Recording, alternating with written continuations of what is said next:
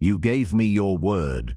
You looked me in the eye and promised me you would change that lyric. And you lied." Ed Sullivan's face was red with fury as he stood backstage at CBS Studio 50, jabbing his finger at Jim Morrison. It was September 17th, 1968, and the Doors had just finished performing "Light My Fire" on The Ed Sullivan Show, and Jim Morrison had just committed one of the most brazen acts of defiance in television history. He'd promised Ed he would censor a lyric. Then, on live television in front of 20 million Americans, he'd sung the original words, loudly, clearly, defiantly. Ed was shaking with rage. "You will never appear on this show again. Do you understand me? Never." Jim Morrison just smiled. That slow, knowing smile that drove authority figures crazy.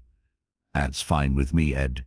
What happened in the 24 hours leading up to that performance reveals the moment when rock and roll stopped asking permission and started taking what it wanted. Before we dive into this story, hit that subscribe button, because what you're about to witness is pure rebellion.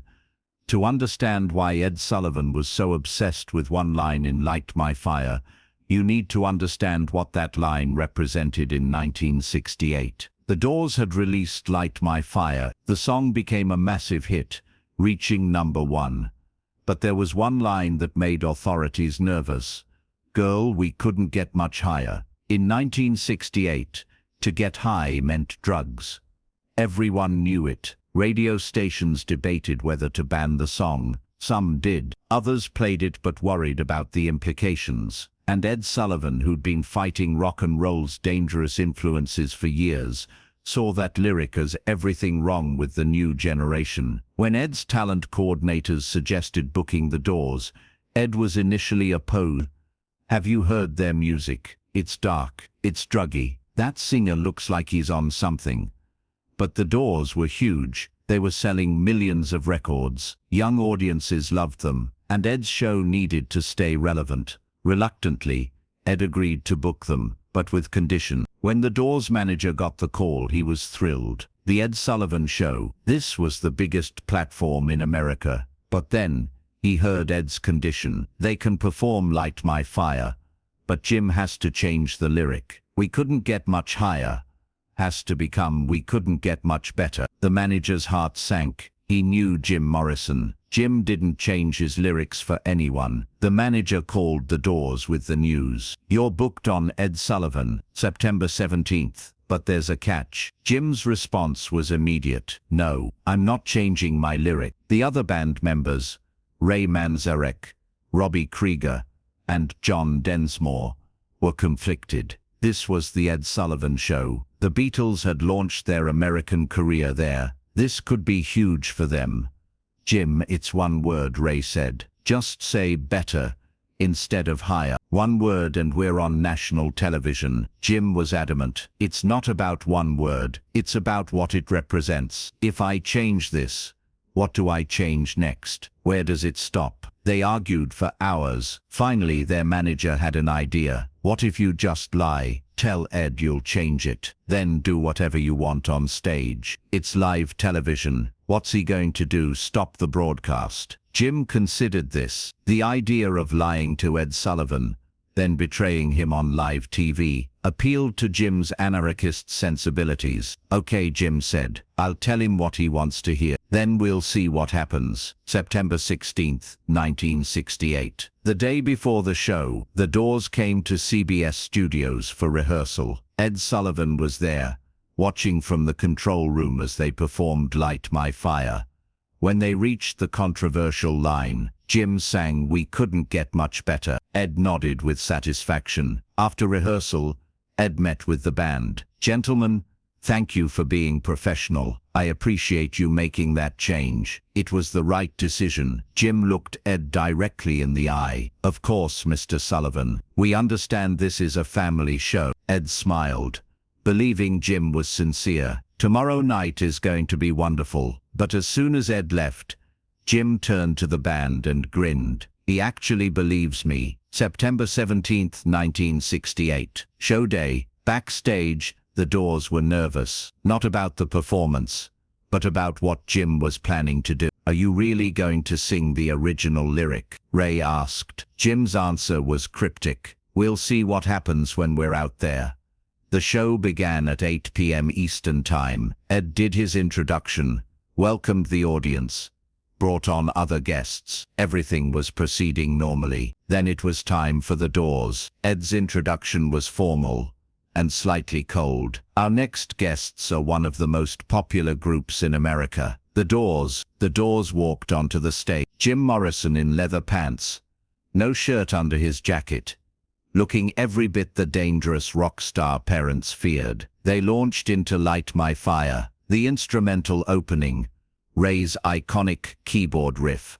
Then Jim approached the microphone. He sang the first verse perfectly. Then came the second verse, the moment everyone was waiting for. "Girl, we couldn't get much." Jim locked eyes with the camera and sang loudly and clearly, "Higher, not better, higher," and he emphasized it, holding the note, making sure everyone heard it. In the control room, the director panicked. Do we cut away? Do we stop the broadcast? But they were live. There was nothing they could do. Ed Sullivan stood in the wings, his face turning red. He'd been lied to, on his own show, in front of 20 million Americans. Jim Morrison had looked him in the eye, promised to change the lyric, then betrayed him on live television. The song continued. Jim performed the rest with even more intensity, as if energized by his act of defiance. When the song ended, the studio audience applauded enthusiastically. Jim bowed slightly and walked off stage. As soon as the show went to commercial,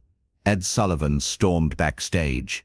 The Doors were packing up their equipment when Ed arrived, flanked by CBS executives and security. "You," Ed said, pointing at Jim, "you lied to me." Jim's response was calm. "I sang my song the way I wrote it." "You gave me your word." Ed's voice was rising. "You promised you would change that lyric. I trusted you." Jim shrugged. "I guess you shouldn't have." Ed's face went from red to purple. "You are banned from this show, forever. You will never appear on CBS television again. I will personally see to it that every network in America knows what you did." Jim smiled that infuriating smile. "That's fine. I didn't like your show anyway." For a moment Ed looked like he might physically attack Jim, but CBS executives stepped between them, ushering the Doors toward the exit.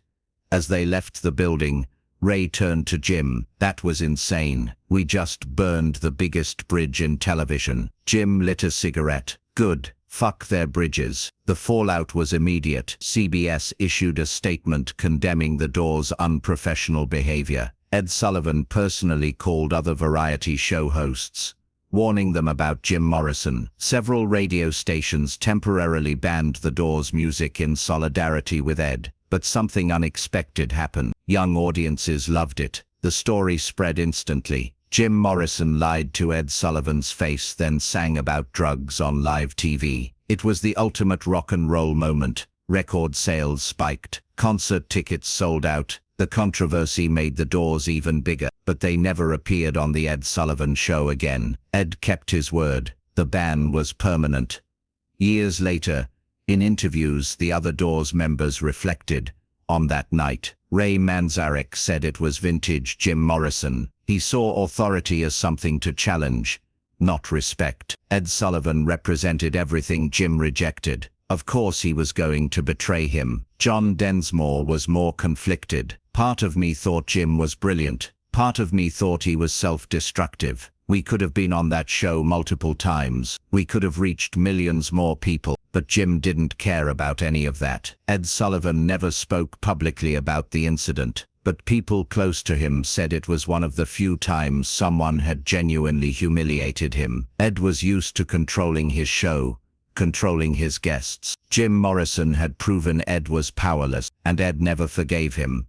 Jim Morrison died in 1971 at age 20. The Ed Sullivan incident became part of his legend. The moment he looked authority in the eye, lied, then did exactly what he wanted anyway. It was pure rock and roll rebellion. But it also revealed something darker about Jim. His inability to compromise, his need to burn bridges, his addiction to confrontation. These traits made him legendary. They also made his life unsustainable. The story of Jim Morrison and Ed Sullivan is complicated. On one level, it's a triumph, an artist refusing to censor his work, standing up to authority, choosing integrity over opportunity. But on another level, it's troubling. Jim lied. He looked a man in the eye, made a promise, then broke it for his own amusement. Was that integrity, or just cruelty disguised as rebellion? Maybe the answer is that rock and roll has always been about breaking rules, including the rule that you keep your word to people you don't respect. Jim Morrison didn't respect Ed Sullivan,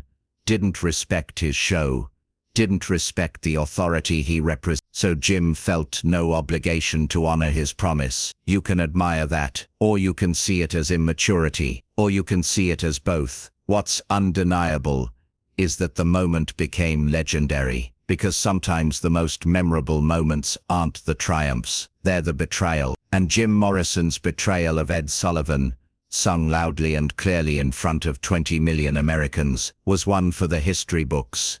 If this story moved you, hit that subscribe button and share it with someone who appreciates complicated rebel. Have you ever broken a promise because keeping it would compromise who you are? Share your story in the comments. And remember, rebellion isn't always noble. Sometimes it's just rebellion, and that's okay too.